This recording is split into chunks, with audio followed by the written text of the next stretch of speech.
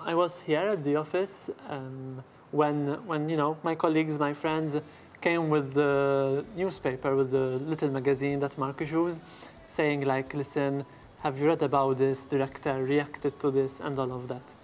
And I said, okay, can I see it, sort of? And I read the article. And when I read it, my first reaction was like, well, no wonder director kind of decided to remove this newspaper from the university grounds. So that, I must say, that was my first kind of natural reaction to it. B'Malti mexxej, bil-lingwaġġ tiegħu, hija fil-first person, fl-ewwel persuna, qed jitkellem lill-karattru nnifsu.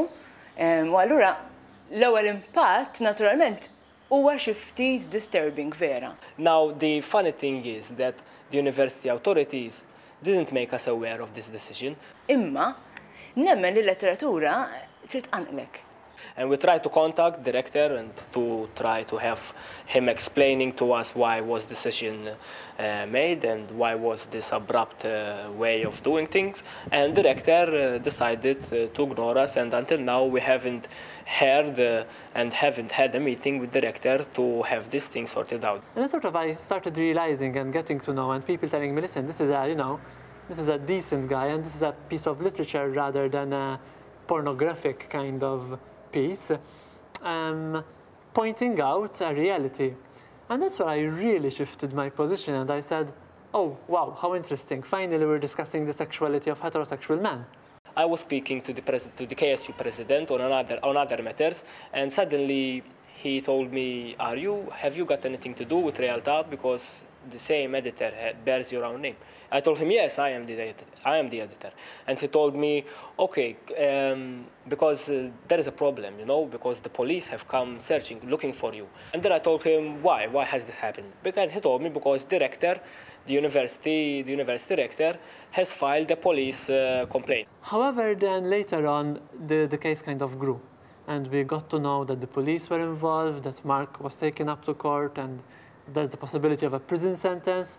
And that's where I said, no, this is definitely not acceptable. Eventually, the police found my email, you know, in the newspaper itself. They found the email and they sent me an email, and they asked me to go to the police office, you know, and to get interviewed. And then they gave me the citation, the court citation, and the case eventually started. I think we're really missing the point here. These two guys, I think, have really done something quite interesting, because they have revealed a reality, which is a reality. I think if you have friends and if you talk around and you're around in summer here, you know, you hear these kind of conversations. Mark is being charged for various offences, including the distribution of obscene or pornographic material and injuring public morals or decency under the Criminal Code and the Press Act. Le, mhix pornografika għaliex ifhem ma nistax noqgħod nispjega eżatt il-pornografija x'inhi għax dejjem kodba sħaħ fuq x'inhi l-pornografija, imma għalija l-pornografija hija xi ħaġa li ħatara biex tistimulak. Xi ħaġa li kważi tqanqlek biex tagħmel is-sess. We were never aware that the police could in fact take you to court for publishing something, especially in the University of Malta, where the readers are all over 18, for publishing vulgar language. So we were quite surprised when we were involved in this fiasco. Now the author lives in Brussels, and he wasn't charged about it, and the police didn't give any indication that they were going to charge him.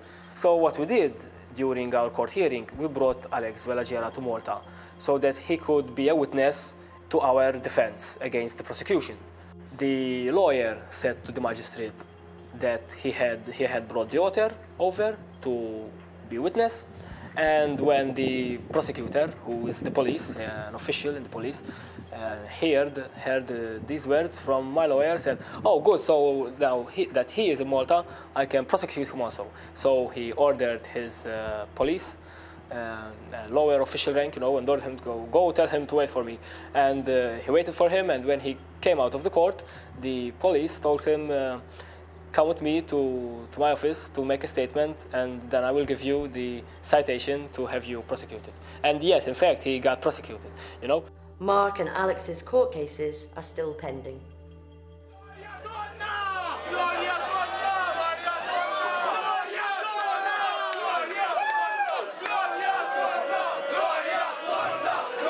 più stato.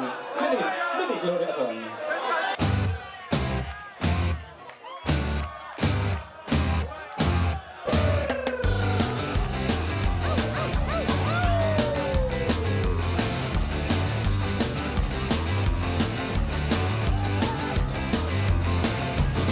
Bands penning their lyrics in Maltese are also under scrutiny.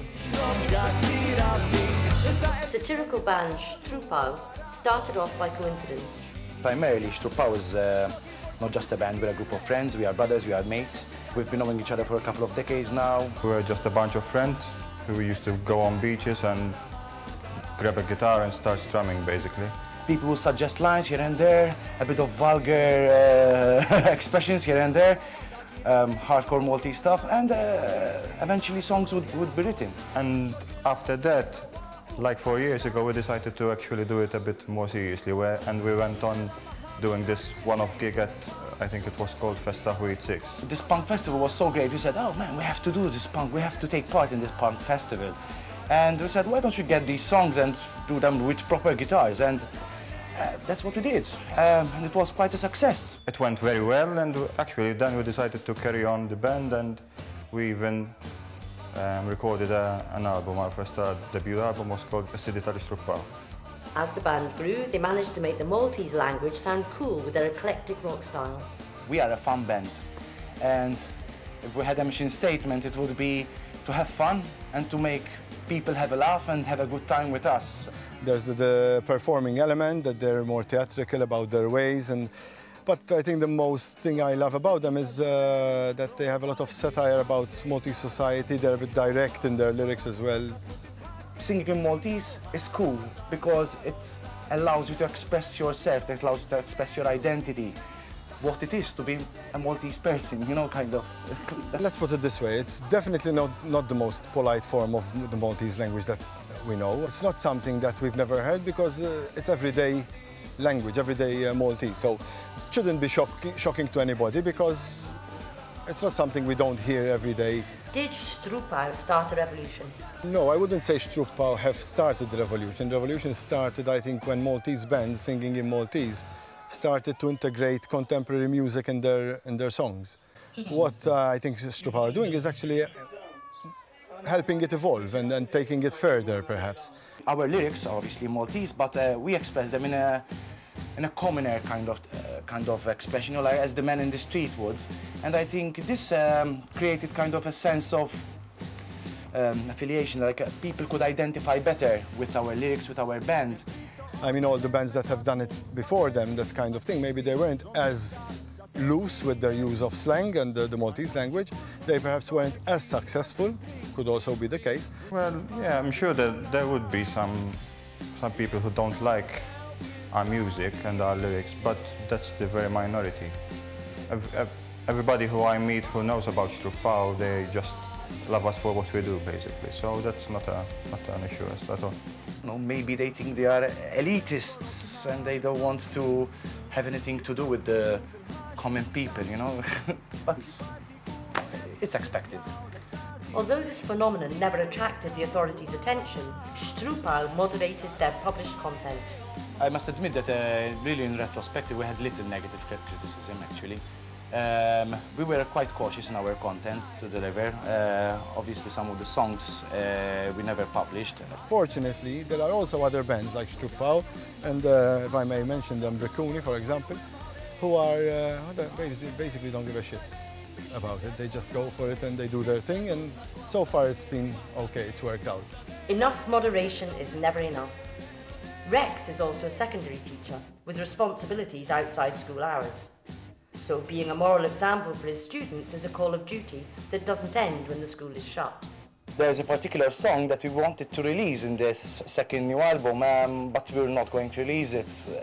I think it's a great song. It's slightly technical, it's quite a nice song. I mean, the lyrics aren't actually offensive, you know, they're about how dreadful Monday mornings are. Everybody knows how dreadful Monday mornings are. Imagine this this day when everything goes wrong, you wake up with that nasty alarm blasting in your face, you go up, you burnt toast, you find a puncture, you find someone blocked your garage, you find traffic, you forget your something at home, have to go back, arrive late at home. Anyway, building up frustration. How are you going to express it? There is a Maltese way how to express it, a way how every Maltese person expresses the frustration every Monday morning, every day. Believe me, everyone thinks it's hilarious, nobody is offended by it. But we believe that probably some authorities will point a finger and will make a show with us, so we decide better to leave it underground and maybe do it in private functions rather than publish. So, if strong language is not allowed in the arts, would this curb public swearing? Swearing, vulgar language, is something that has existed with humanity for millennia. My question is, if this has existed since the dawn of civilization, are we that naive to believe that one court judgment is going to change this? It isn't. It's part of who we are. It's part of how we express ourselves. I'm not condoning it. I'm not saying it's a beautiful thing. But nevertheless, it is part of human civilization. Man will always swear. I mean, until we put gaffer tape on everyone's mouth, I'm afraid that's the way it's going to be. Stramba l-ħaġa, fis-sens li xi kultant taħseb li ma stax tuża kliem vulgari ħadd tiġi ċensura, imma nafu li hemm min użah u b'mod espliċitu ħafna u ma ġiex ċensurat. Censorship affects the creativity not only of the arts, but also other industries. If we are raising the next generation of children to believe that there are limits, and very clear limits, to the way you can create, to the way you can express yourself, to the way you can be innovative, then we are condemning them to a life where, when they grow up to be tomorrow's economy, they are unable of thinking outside the box. Censorship, to me, in a certain way, reminds me of Galileo Galilei and Darwin. You know, they were afraid to publish their ideas. And imagine what the world would be if you know, those great minds, those great scientists would never have published those ideas. Should the Maltese take a stand to change all this, since the authorities seem not to budge? Newly formed pressure group, Front Against Censorship, freely demonstrates. But is this enough to quench the thirst of fear within the fortress? Is this a society which believes in democracy? If this is a society which believes in democracy, then we must teach it to be comfortable with myriad opinions. Jien naħseb imma li l-Maltin komdi biċ-ċensura. Il-Malti huwa poplu żgħir u poplu li jibża. U naħseb li kieku m'għandux iċ-ċensura hekk il-maġġoranza tal-poplu tibża li kulħadd jista' jgħid li jrid. U ħadd ma jagħmilhom xejn. State censorship should be removed, full stop, end of story. We then have to mature as a people. What's for sure is that censorship increases interest in the controversial work. Had they just let it be, it would have been viewed by a maximum of 900 people. Now, we are facing problems because many people want to know what it's about and they're gonna be disappointed. Kif taf Malta issa sar drawa, kif tiċċensura xi ħaġa qatt imur jara. It worked perfect for us, because then everybody wanted to read the newspaper when they heard that it got censored, had obscenities and pornography. Everybody started taking the newspaper, and our newspapers were finished immediately. In fact, we don't have any more of issue 8 of the newspaper where there is a story. Irridu naċċettaw li kieku vera għandna l-freedom of speech kulħadd vera jista' jgħid. Issa irridu li vera kulħadd jista' jgħid dak li jrid.